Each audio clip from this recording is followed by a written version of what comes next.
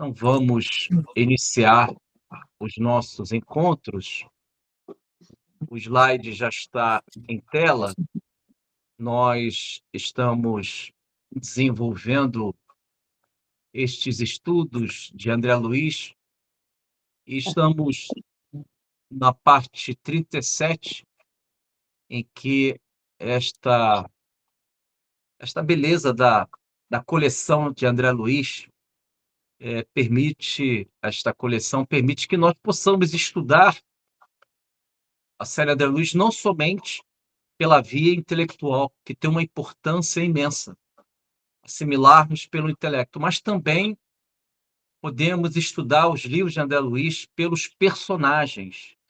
Os personagens se apresentam em capítulos, se apresentam, às vezes, em uma página, e os personagens são expressões que fazem parte de uma faceta em nós. Podemos nos identificar com alguns personagens que André Luiz apresenta nos livros, como, por exemplo, a Mercedes, que é um espírito extraordinário, e ela é apresentada no livro No Mundo Maior, no capítulo Rogativa Singular. E ela, quando perde o seu grande amor, o seu marido, ela, ao perder seu marido, ela diz uma frase que nos toca. Ela menciona o seguinte: há um lugar vazio. Então, quando nós perdemos afetos, fica um lugar vazio, intimamente e também no mundo externo, no mundo objetivo. Porque, segundo ela, dialogando com o seu marido Fábio, desdobrada, ela no mundo espiritual, ela diz para o Fábio, após um período curto da desencarnação do Fábio, ela diz diretamente para o Fábio que há um lugar vazio quando ela faz a refeição, as refeições com os dois filhos. Então, há uma cadeira vazia. Mas ela mesmo diz que o próprio Fábio, que ele ensinou a ela que devemos colocar nessa cadeira vazia Jesus. Então, todo o vazio existencial em nossa vida devemos preencher com a luminosidade, com a luz, que tem nome, que tem face, que tem olhar, que tem andar, que tem voz, que é Jesus.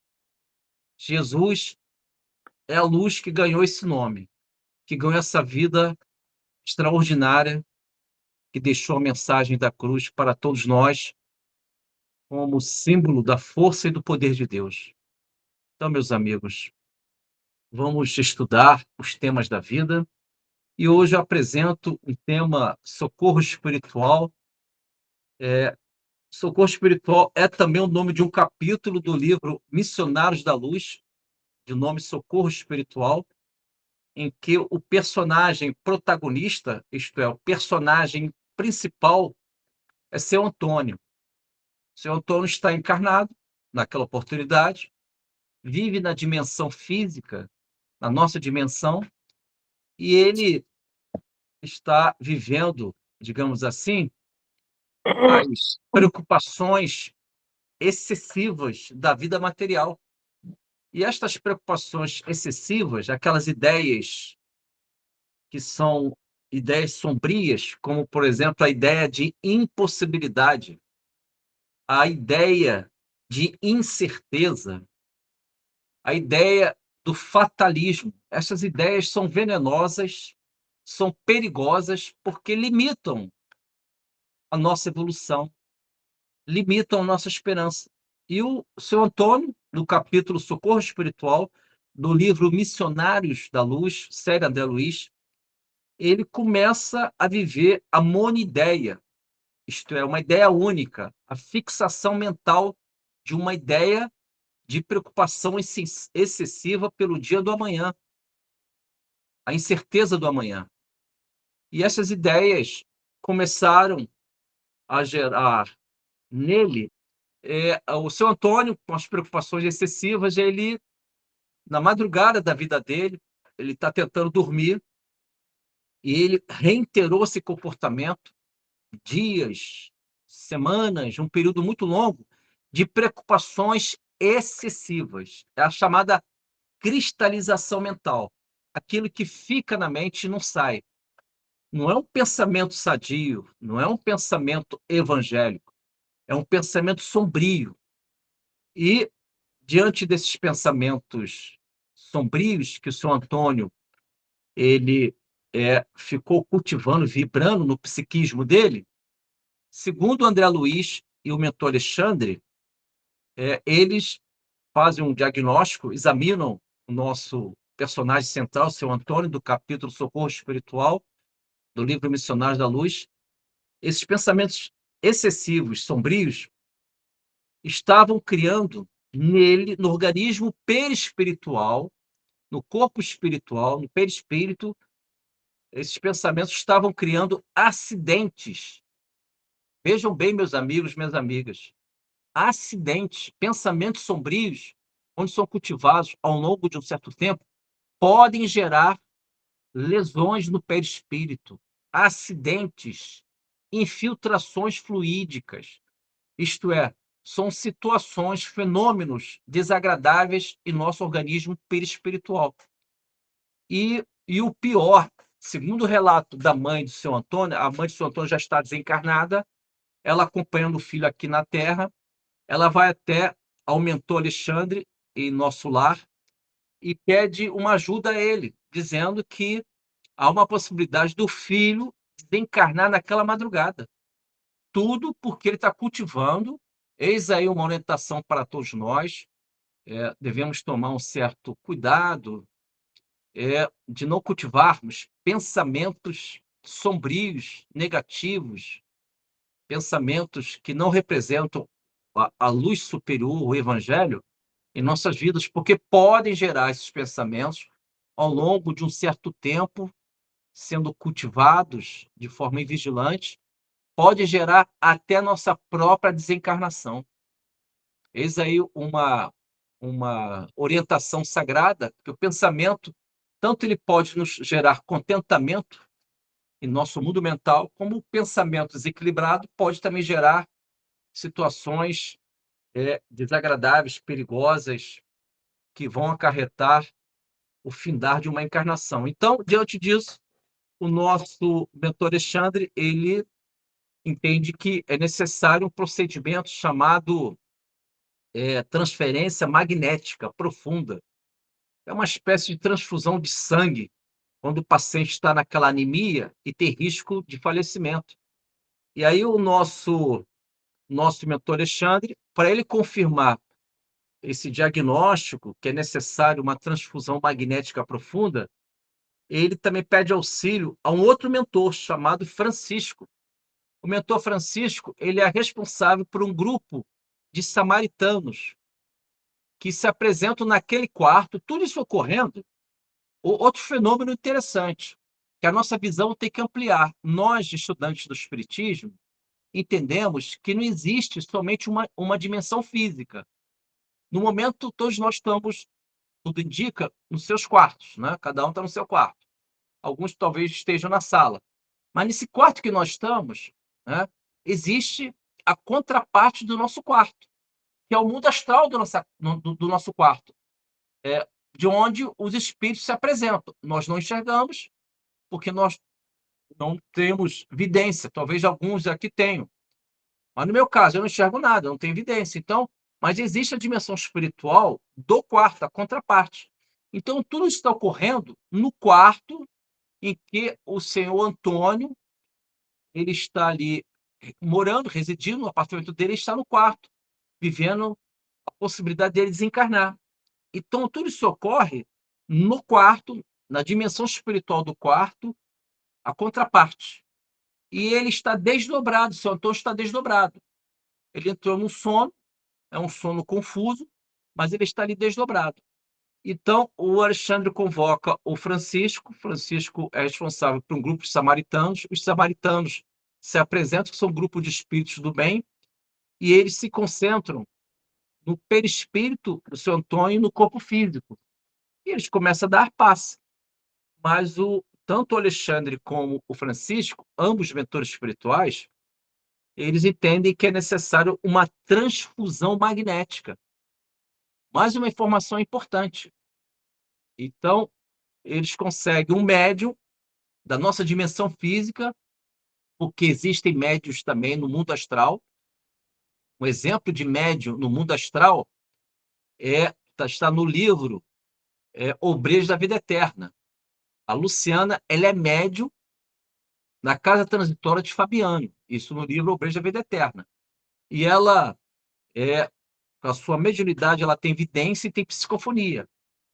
Tanto é que no capítulo em que ela é convidada a incorporar, a fazer a psicofonia, manifestar uma entidade chamada Letícia, que é a mãe do Gotuso. E nesse capítulo, ela se apresenta, digamos assim, e ela tem a psicofonia.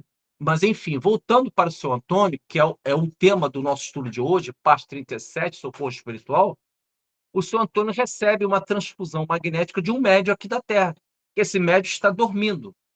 Mas lembrando que quem dorme é o corpo físico. E o espírito está sempre ativo. Qual é o fundamento? É na questão 401 do Livro dos Espíritos, que não está na relação, não, Beth. Mas se você quiser ler, desculpa, peguei você de surpresa, né, Beth? Mas você é hábil. Então, é 401 do Livro dos Espíritos. Allan Kardec pergunta se, quando nós dormimos, a pergunta é próximo disso, que quem está repousando ou quem está descansando, né, é o corpo, porque o espírito fica sempre ativo. Quem descansa é o corpo. O espírito nunca fica inativo. Olha que interessante. Tu tem como ler essa questão, Beth? É uma questão extra, está fora da lista, mas você é hábil, creio eu que você é Já diretoria, não tem saquei. isso? Deixa eu Já está fazer aí? só uma Pode ler, por pergunta. gentileza. 401. A Norminha levantou, então vou perguntar aqui, vou ler aqui essa questão. Questão 401 do Livro dos Espíritos. Durante o sono, a alma repousa como corpo? Resposta dos espíritos: não.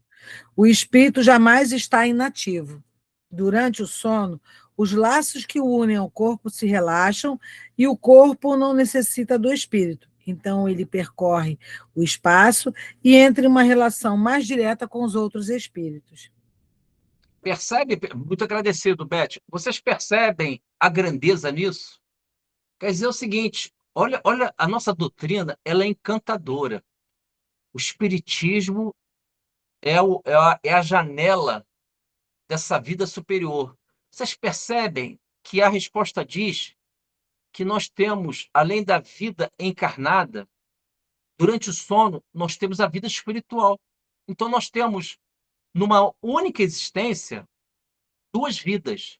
A vida carnal, quando estamos no nosso dia a dia, e a vida espiritual, como uma espécie de seguinte, ó, vocês terão banho de sol. Desculpa aí o exemplo será forte, pessoal. Vocês terão uma condicional, pode ser um pouco aí dessa prisão, passeia, toma um solzinho e volta depois para a cela. Desculpa aí o exemplo. Mas, de qualquer maneira, isso nos dá muita esperança, porque quando nós dormimos, quem descansa é o corpo. Diante disso, o espírito ele é lançado pelo desdobramento e ele sai pelo perispírito. E pelo perispírito, o nosso espírito pode alcançar grandes soluções, conversações com os nossos protetores, diálogos com espíritos que podem nos oferecer soluções, a sensação que a vida continua desdobrados. Nós temos o exercício da morte, da desencarnação, porque você se sente desencarnado momentaneamente. Então, você volta para a pátria espiritual, claro que é momentaneamente, mas você tem uma sensação de desencarnação. É um exercício. E quem fala isso é um mentor espiritual, Eusébio, no livro Obreiros. Não é Obreiros, não. Eusébio está no livro No Mundo Maior, capítulo 2, a preleção de Eusébio. Ele fala isso, que o desdobramento, o sono físico, através do desdobramento do espírito, é um exercício para a desencarnação. Então, voltando ao nosso personagem, o capítulo que nós estamos estudando é de nome Socorro Espiritual. Esse capítulo tem o personagem central que está doente, ele está desdobrado, dormindo no quarto dele, da residência dele, na dimensão física da qual estamos inseridos, vivendo nesse momento, e ele está com um pensamento, uma monideia, uma fixação mental que tortura a mente dele. Só que ele está com esse comportamento reiteradas vezes. Criou-se um hábito, uma rotina perigosa, a ponto de ele ter risco de desencarnar. E a mãe dele foi até o mundo espiritual e pediu auxílio. A mãe dele já está desencarnada, e aí pede auxílio para o mentor Alexandre. Aí o mentor Alexandre, André Luiz, se apresenta no quarto, numa madrugada da vida, a madrugada. Se apresenta no quarto do seu Antônio e eles fazem um diagnóstico que ele realmente ele pode drenar, que está no pé espírito, porque quando nós pensamos negativamente ou positivamente, o pensamento tem matéria mental, que é uma previsão, é um conteúdo do livro Mecanismos da Mediunidade, que é um livro científico da série André Luiz. Essa matéria mental, pensou, você exala uma matéria mental. É claro que ela é altamente sutil, só que é matéria. Por ser matéria, há uma repercussão no mundo espiritual. E quando eu libero algum pensamento, alguma matéria mental, pelos meus pensamentos negativos, eu posso me tornar uma usina de vibrações deletérias, venenosas, que vão acarretar, ao longo do tempo, doenças, enfermidades e sofrimentos. E, diante disso, conforme já dito, levaram até um médium desdobrado e colocaram as mãos daquele médium sobre a cabeça perispiritual no ambiente astral daquele quarto, sobre a cabeça do seu Antônio. E ele recebeu uma transfusão magnética profunda e conseguiram salvar, evitar a desencarnação do nosso Antônio. Por que é importante nós estudarmos esses temas? Porque todos nós vivemos as madrugadas de incertezas da nossa vida. É o desafio da encarnação. Então, devemos ter sempre um bom refúgio no Evangelho, na doutrina consoladora que é o Espiritismo, ou qualquer força espiritual do bem. Devemos nos refugiar nessas consolações, dizendo o seguinte: estou sofrendo, mas existe a vida espiritual.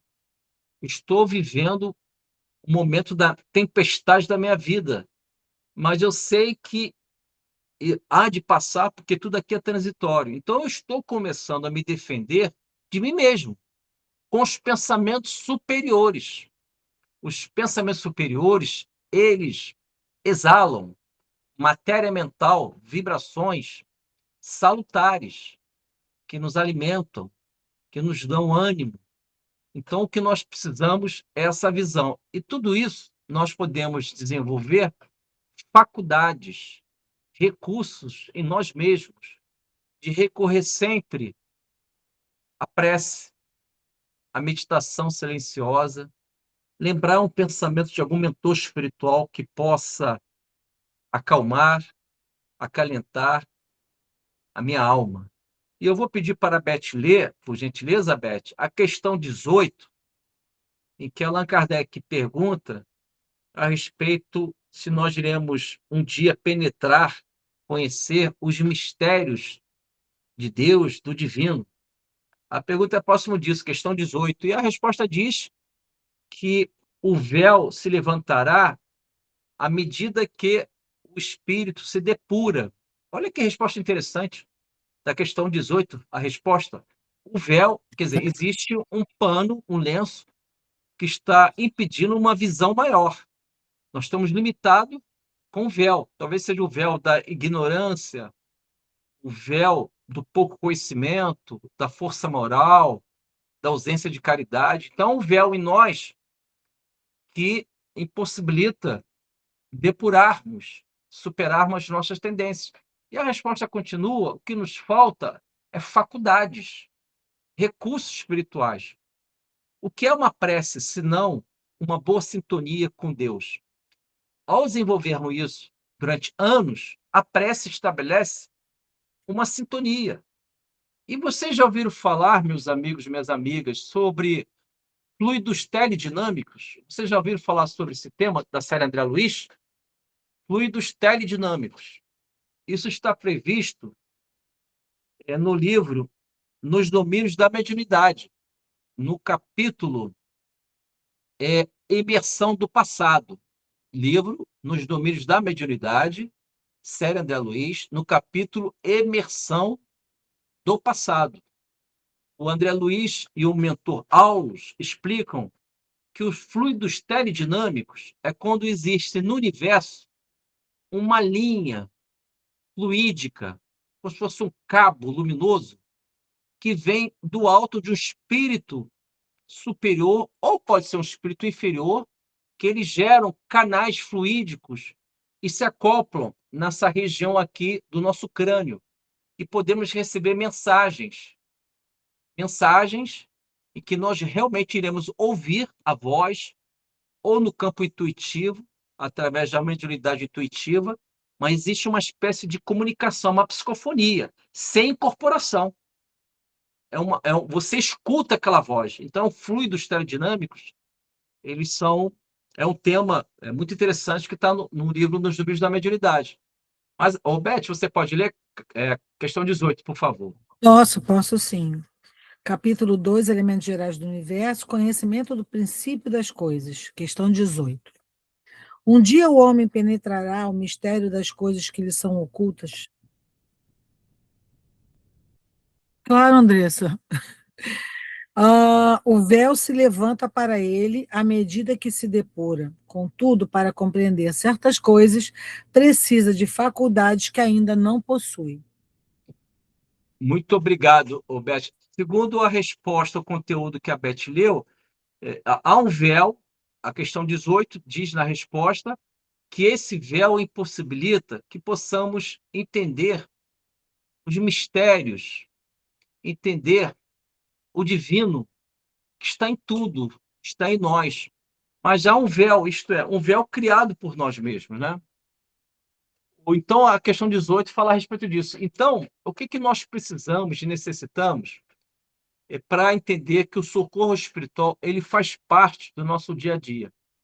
Primeiro que, para que tenhamos o socorro espiritual, o amparo espiritual, nós devemos utilizar os recursos, como da oração, da prece, participarmos de um núcleo espírita, de um centro espírita, ou de uma igreja, ou qualquer ambiente de espiritualidade.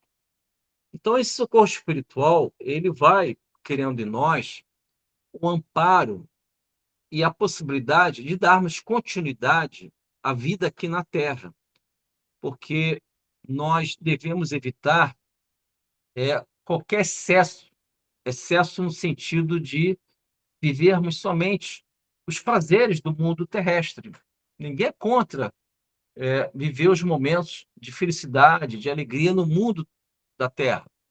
Mas quando nós nomeamos, consideramos como a Terra sendo o único valor da vida, o único destino, nós certamente teremos problemas de natureza espiritual, que vai desencadear em nós algumas complicações, né? Eu gostaria de trazer aqui um capítulo muito formidável, esse capítulo, e esse capítulo também, esse capítulo está também participando, acho que a Andresa agora entrou, acho que ela entrou. É isso aí. Então, o que acontece? Tem um capítulo no livro Obreiros da Vida Eterna. O capítulo Socorro Espiritual. Pessoal, às vezes a gente lê alguns capítulos, perdemos, às vezes, uma parte desse capítulo em nossa memória. Então, estudando esse capítulo lá para a FEAP, né? Nós estudamos os livros de André Luiz na FEAP de forma presencial, todas as quintas-feiras, Rua Guapiara, número 9, segundo andar, sala 2. Desculpa vender meu peixe, pessoal. As pessoas vendem qualquer coisa, por que não vender? Vender no bom sentido, um estudo espírita, né? Então, vendi um peixe bom, né? A Beth aí dando um coraçãozinho, ok, tá dando legal, beleza. As Beth sempre amparando os pobres, oprimidos, entendeu? Então, Paulo César também, muito obrigado. Então, o estudo, todos estão convidados. Mas tem um capítulo, por favor, leiam antes de vocês encarnarem. Não é praga não, tá, pessoal? Não é praga não, mas leiam antes de desencarnarem. Por quê? Porque vale a pena. Nós precisamos de esperança, nós precisamos da água viva de Jesus. Essa água viva que devemos tomar dessa água, porque nós temos sede. Nós precisamos dessa felicidade celestial. O nome do capítulo é Processo Redentor, do livro No Mundo Maior, capítulo 7, de nome Processo Redentor. O personagem central, não foi dado o nome do personagem central, é uma criança em torno de 8 anos de idade e ela é paralítica. Ela é cega, não ouve, não fala, ela tem uns limites físicos severos. Mas o corpinho de criança recebeu ali um espírito que, numa vida anterior, ele foi um revolucionário, foi uma autoridade de um país que abusou do poder constituído naquele país e ele matou os seus adversários políticos. Ele matou. Então, o que ocorreu? Ele desencarnou com esses crimes e as suas vítimas, que não foram poucas, estavam aguardando ele no umbral. Ele desencarnou, prenderam ele e levaram ele para o umbral e durante 100 anos, ele recebeu das vítimas que não perdoaram a matéria mental de natureza vingativa. A matéria mental, o pensamento com a matéria mental de vingança. Então, o pensamento de vingança gera fluidos de energias, chamado matéria mental de natureza vingativa. Outros de ódio. Então, esses pensamentos exalando matéria mental alcançaram durante 100 anos, e ele ficou aprisionado no umbral, o perispírito dele. Então, por quê? Que uma vez que os espíritos encarnam, o perispírito ele é mais sensível, ele é mais vibrátil, então ele sente o ambiente. Tanto é que tem espíritos que sofrem deformidades no seu perispírito pela sua criação mental.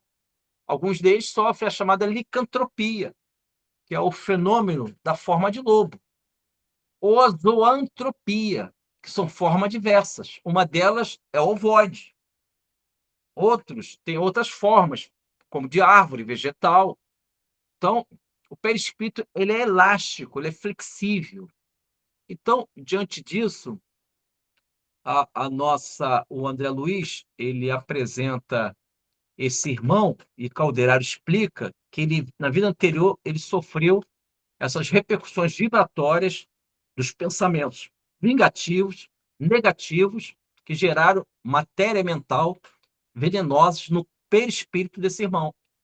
E o perispírito dele ficou desfigurado, gerou desarmonia na sua personalidade, no seu psiquismo, e ele encarnou nessas condições. Ocorre que a maior parte das suas vítimas perdoaram esse espírito que está no corpo agora de uma criança paralítica, 8 anos de idade, um local humilde, morando aqui em nosso país, creio eu, né? Aí estou presumindo. Mas existem ainda 2 últimos obsessores. E estes 2 obsessores vão até o quarto dele, e ele tem uma mãe em torno de 30 anos de idade, e essa mãe ela é muito espiritualizada. Eis aí uma situação que eu gostaria que vocês recebessem como algo profundo.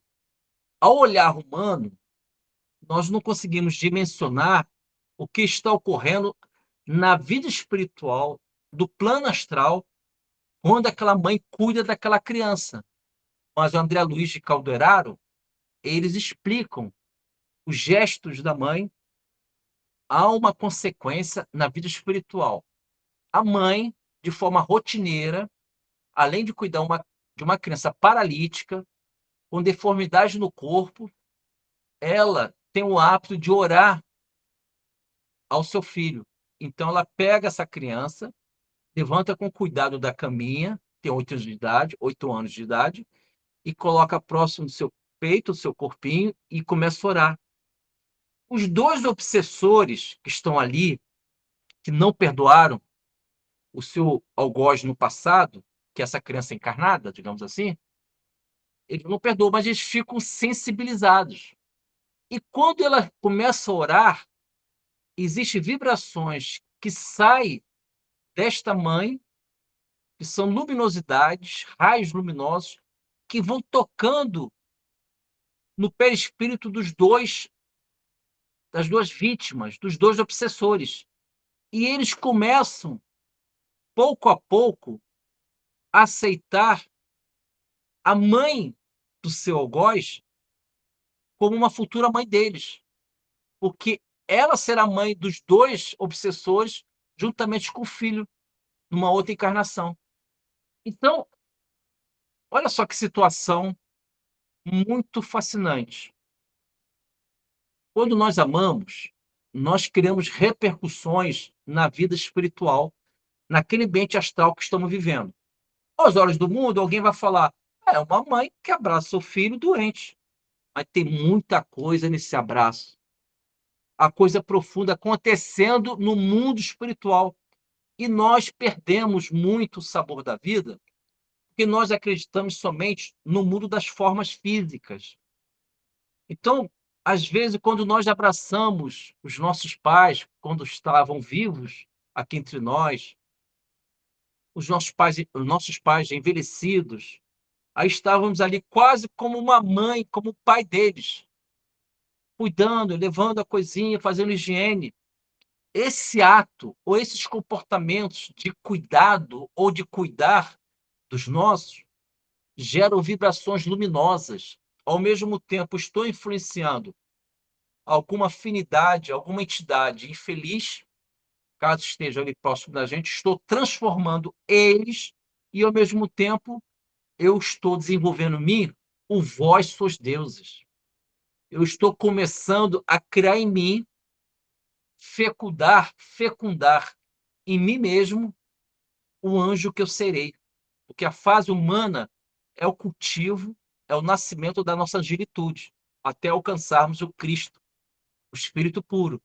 Então, esse capítulo, justamente na parte final, capítulo 7º, do livro No Mundo Maior, de nome Processo Redentor, o personagem central, principal, é uma criança de 8 anos de idade. Não foi dado o nome. Tem a mãe que cuida dele. E tem dois obsessores. Inclusive, um desses obsessores, ele vai até essa criança e coloca... São dois obsessores com formas monstruosas, segundo André Luiz. Coloca a mão sobre a cabeça dessa criança e ele transfere esse obsessor de forma proposital para torturar esse espírito que está no corpo de uma criança, com vibrações escuras, semelhantes ao piche. Está lá, semelhante ao piche. Então, diante disso, meus amigos e minhas amigas, o gesto dessa mãe, cuidando dessa criança, ela não tem noção que esses gestos, essas ações heróicas, maternais, estão gerando luzes no ambiente daquela casa, na contraparte daquela casa, no mundo astral daquela casa. E naquela casa existem dois obsessores, dois últimos, que não perdoaram o filho dela, da questão de vida passada, as questões de vida passada. E estas luminosidades, elas estão tocando naqueles dois obsessores. E segundo Calderaro, esses dois obsessores, eles estão se sintonizando com essa mãe, e esta mãe já está preparando, e ela não sabe disso. Ela faz isso inconscientemente. E nós que estamos estudando, podemos fazer isso conscientemente, de forma consciente. Imagina o seguinte: o ato de orar, eu estou vibrando em minha casa positividade. Se tiver uma afinidade, um espírito desequilibrado, ele pode receber e se harmonizar. Então, ela está preparando o planejamento reencarnatório dos dois obsessores e também do filho dela. Os dois obsessores serão irmãos do filho dela, isto é, as vítimas vão se tornar irmãos do algoz, e ela vai ser a mãe. Então, aquele simples ato do dia a dia, no olhar puramente terráqueo, terrestre, olha para uma mãe e diz: não, é uma mãe abraçando o filho, isso é natural, isso acontece o tempo todo. Não, existem coisas mais profundas, que aquela mãe ela está criando programações reencarnatórias. Ela está criando planejamento reencarnatório, porque a solução ali ela é complexa. Os obsessores eles estão diante do algoz, que está encarnado. E a única possibilidade de eles perdoarem é um novo nascimento, que aí terá a terapia do esquecimento. Quando nós reencarnamos, temos um fenômeno chamado choque biológico.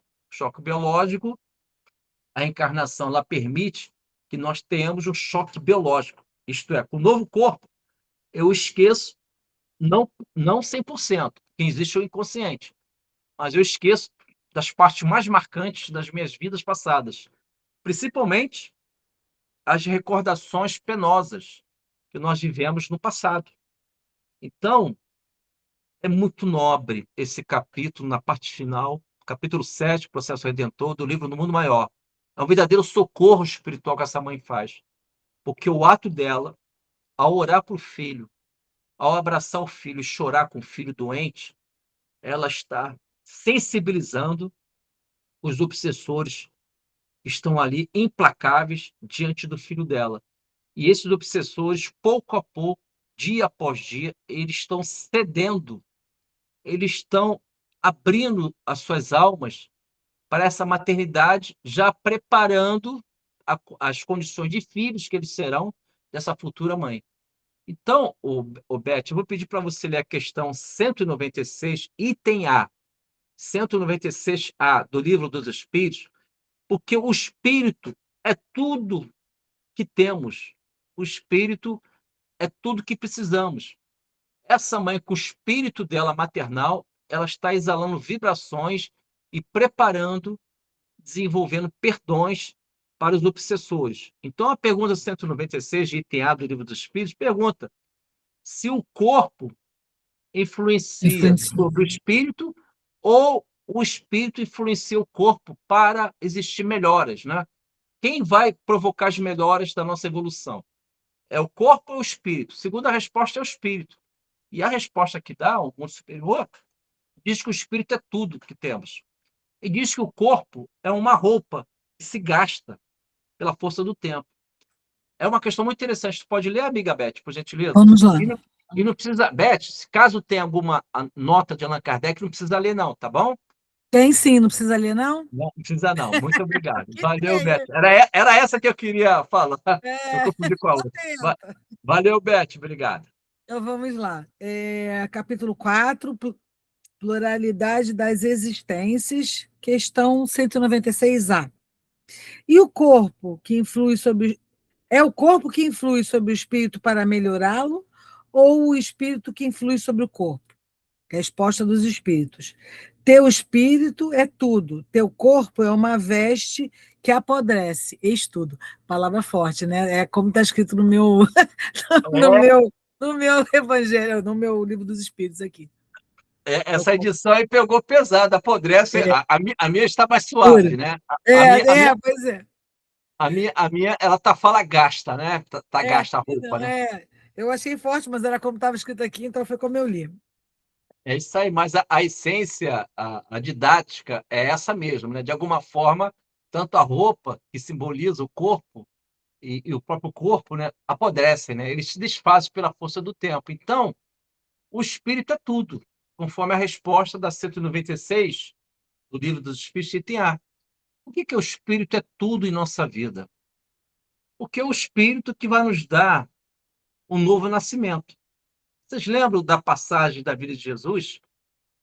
Que ele, conversando com Nicodemos, ele fala para o Nicodemos, que é um doutor da lei, ele fala, Nicodemos, é necessário nascer de novo. E Jesus se prolonga nesse diálogo sideral, celestial, dizendo o seguinte: o que nasce da carne é carne, o que nasce do espírito é espírito. Isto é, o Jesus fala que existem dois tipos de nascimentos em nós. O primeiro, que é o da carne, em que nós precisamos dos nossos pais e de uma equipe de mentores espirituais, de espíritos que cuidaram da gente, quando estávamos no mundo espiritual e vivemos o planejamento reencarnatório, ao encarnar aqui na Terra. Então, primeiro, uma equipe espiritual preparou a nossa encarnação, e aí pontuando, né, organizando aí ao chamado gênero de prova, que são as provas que iremos passar, as provas mais marcantes, e chegamos até aqui. Mas para chegarmos aqui, o nascimento da carne, quer dizer, que nasce da carne é carne, precisamos do pai e da mãe. Então, dependemos da gratidão dos nossos pais. E graças a Deus existiram, estamos aqui. Mas ele fala a Jesus, ao conversar com Nicodemos, que ele continua. O que nasce do espírito é espírito. Esse nascimento do espírito, já que a questão 196, item A do livro dos Espíritos, fala que o espírito é tudo, e é ele que gera a melhora em nós, é ele que provoca a evolução em nós, o nascimento do espírito, é claro que tem um espírito em mim, mas o fato de não ter consciência, o fato de eu não entender essa essência divina em mim, é porque eu não nasci para o espírito. E aí, se eu não nasci para o espírito, eu não estou entendendo a vida. Então, eu preciso nascer para o espírito. Entender que eu tenho uma natureza espiritual, tornar isso tudo consciente. O nascimento do espírito é uma escolha individual. Somente eu vou nascer para mim mesmo.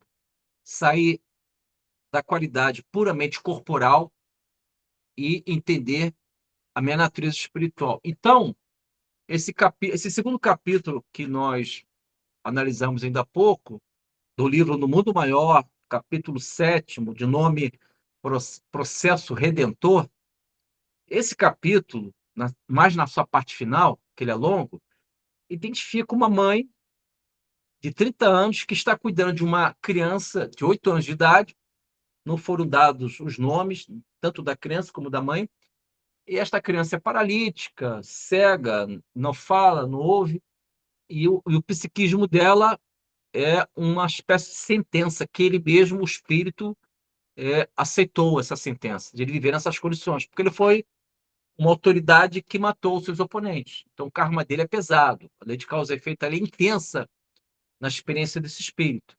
Só que em toda experiência humana, em toda tempestade, vendavais, existem sempre os sirineus, que ajudam a carregar a nossa cruz. E esta mãe, que está auxiliando essa criança, e é uma criança paralítica, se essa mãe não der comidinha na boca, não higienizar essa criança, ela vai desencarnar. Então, não é uma criança em condições normais, que vai crescer, que vai ter uma certa autonomia. Então, a maternidade essa mãe com esse ato de maternidade profunda, ela, ao ter esse gesto heróico, ela começa a influenciar no mundo espiritual os atos dela, principalmente no ato de orar. Então, quando vivermos com pessoas, os nossos, que estamos cuidando, nós estamos auxiliando, não entendam que estes atos vão ficar nos vazios dos dias terrestres. Não. Nós estamos, o ato de cuidar, sejam dos nossos pais, filhos, irmãos, amigos, mas se nós cuidamos, e nesse cuidar nós temos Jesus direcionando as nossas almas, nós estamos impregnando a nossa casa, o nosso quarto, o nosso íntimo, o objeto do nosso amor com a luz. Nós estamos imantando o nosso ambiente de luminosidade. E estes atos, eles são importantes, que nós podemos já criar programações de uma futura vida. Hoje, essa mãe está cuidando de uma criança paralítica, que ela ama. Amanhã essa criança vai andar numa outra encarnação e vai correr para abraçar essa mãe, que numa vida anterior ela esteve com ele quando essa criança não andava. Então, meus amigos, vale a pena sermos o sirineu, carregar a cruz do outro. Porque se eu carrego a cruz do outro, o mestre está carregando a minha também. E isso é uma rede protetora, porque eu vou criando elos de profundo amor com espíritos que nem percebo que estão presentes, mas o fato de eu cuidar, eu estou criando afinidades, lei de atração. Essa própria mãe, ela tem um calderário que fortalece ela nas orações. O calderário é um espírito superior. E o calderário vai lá naquela casinha humilde, fica do lado dessa mãezinha. Ela, quando ora, ele fortalece a oração, ele dá paz na criança. Está no capítulo. Tudo isso é socorro espiritual. Lembrando que é socorro espiritual, não é socorro material. Isto é, eu consigo entender, nesse nome desse capítulo, esse tema, que o socorro espiritual, além do material, que também é importante, mas o socorro espiritual, ele amplia a minha assistência. Eu não fico limitado somente nos medicamentos, que são importantes. Eu também tenho a oração, que é um socorro espiritual, que é a resignação, que é uma forma de manter em coragem para que eu possa passar por estas ondas que tentam me afogar. Eu vou pedir para a Beth ler, já que nós falamos em resignação, eu vou até pular, Beth, da questão 922 para a questão 924. Você Ok, pode ler que fala da posso sim. resignação, que às vezes, pessoal, às vezes existem situações, males, barreiras, empecilhos de nossas vidas, e segundo a resposta da questão 924, quando dá tudo errado, é a resignação que vai manter todos nós em pé na estrada da nossa vida. E lembrando sempre, pés que sangram não impedem de caminhar.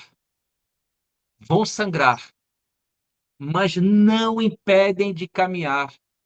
Eu sei que não é fácil. O que eu estou colocando aqui tem que ter heroísmo, porque quem sente dor, todos nós já sentimos dores na vida, mas existem dores que você ainda pode caminhar. Então, o símbolo é forte. Pés que sangram não impedem de caminhar. Vai doer? Vai doer. Vai doer, mas eu posso ainda caminhar. Então, a 924 nos dá a resignação como uma fórmula para se mantermos em pé na vida. Pode ler, Betinha, por gentileza? Posso sim. Então, vamos lá. Ó, livro quarto, Esperanças e Consolações, capítulo 1, questão 924. Há males que são independentes da maneira de agir e que atingem um homem mais justo. Não há algum meio de se preservar deles? Resposta dos espíritos. Neste caso, ele deve se resignar e suportá-los sem murmurar se quer progredir. Mas se ele possui sempre uma consolação na sua consciência que lhe dá esperança de um futuro melhor, se faz o que é preciso para obtê-lo.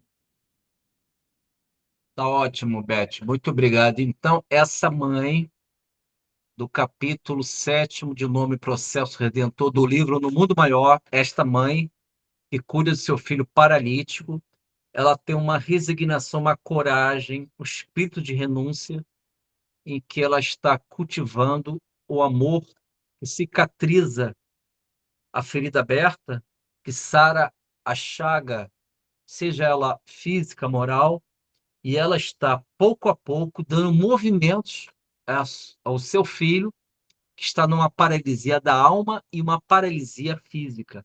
E ela está dando vida, movimentos ao seu filho no sentido sentimental, no sentido emocional. E ela, ao fazer isso, ela cria uma repercussão do mundo astral daquela casa, daquele quarto. Porque no astral daquele quarto, a contraparte daquele quarto, isto é, o mundo espiritual daquele quarto, existem entidades. Duas entidades que são mentores espirituais André Luiz de Calderaro, que fortalecem a fé dessa mãe e eles dão passe nessa criança. E existem duas entidades horrendas, obsessores, que eles tentam, com as suas vibrações, gerar convulsões, desequilíbrios nessa criança, que é um espírito ali encarnado, que está vivendo ali a sua expiação, o seu resgate espiritual. Só que a mãe, e de forma inconsciente, e nós podemos tornar isso consciente, nós podemos saber que os nossos atos criam vidas na vida espiritual daquele ambiente que estamos vivendo, ela está preparando nos corações dos obsessores uma maternidade, uma condição de filho. E, segundo Calderaro, os obsessores serão irmãos do seu algoz e serão filhos dessa mesma mãe numa encarnação seguinte. É isso. A vida é muito bela. Que Jesus nos abençoe e vamos perseverar a nossa vida em Cristo.